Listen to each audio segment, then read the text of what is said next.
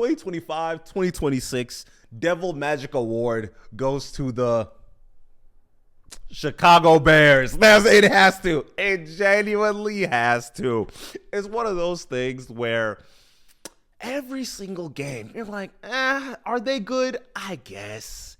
Do they have a top 10 running back? Sure. Do they have a very good number one option? Yeah. Is their quarterback a generational guy?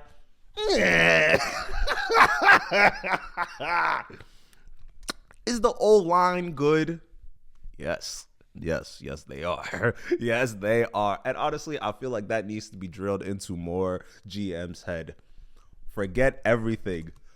Put all your money on that O-line. Put it on the O-line. That's what you got to do. If you can protect your quarterback, you're up. But no matter how good that quarterback, if they're not Burrow, and that's even starting to look a little iffy, if they're not one of them ones, go ahead and put your brand on that O-line, because if they are important, they might be the most important people on the whole football field, in my opinion. This year has been fantastic, watching Caleb Williams not only grow into his own, but say all the naysayers, get out of my face.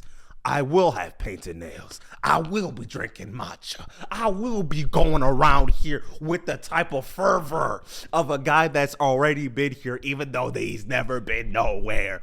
And it's one of those things where football is hilarious because of, I just need to beat you once. I just got to beat you once. And guess what? I don't even got to beat you once. I just got to beat you in the last 5 minutes. That's all I got to do. It doesn't matter if you're up 15, 25, 31. I bet you're worried by the time it gets the halfway through the third. I know you looking side to side, brother. I was watching that game and I literally had to text myself. I texted my homeboy. I'm like, yeah, I think the Bears just might go to the Super Bowl. Yeah. Because I don't think there's too many teams that kind of get excited when the league gets kind of out of their way. Because it's one of those things where it's like, hey, I would rather hunt you down than you hunt me. That's how it goes. That's the name of the game. Because of now you're sitting here trying to play perfect. And let's not even forget, the Packers, I don't even think they wanted it for real. When I saw Golden get his touchdown, it really clicked to me. Where is Jacob? I don't see Jacob. That is worrisome. That is worrisome because of the Packers kind of go where Jacob takes them. Let's be honest. And not even to mention, now that I know that Mike is hurt and there's like another player on their defense that was also hurt, I was like, I don't think y'all can rush this man. So I was like, all right. Let's try and compare the players, right? Because of, if we go to skill positions, you have honestly very equal to, I would honestly give it to the Bears, especially when the game gets late. And it's one of those things where you need a number one option to be your tight end. If your guy is the tight end, because guess what? They are going to be the most reliable person on the team. You got to be real. Loveland, come stand to the front. The fact that bro's a rookie and he hooping like this is insane. Bro was hooping like he forgot that he was a rookie. And it's one of those things. You ever watched a guy play above their salary to the point where you want to give them more money? You want to dish out some bread just for some advance? Because bro was hooping. Bro was keeping them alive. And it was one of those things. As long as you have a guy that will get open, you'll be fine. And let me even talk about Williams real quick. They were trying to call that man autistic. They were saying that he isn't able to read plays. They said the game was going far too fast for him to be able to comprehend what was going on. And he was able to be like, you know what, don't worry about it. Comeback after comeback after comeback. 7 games having a comeback. 7 comeback wins.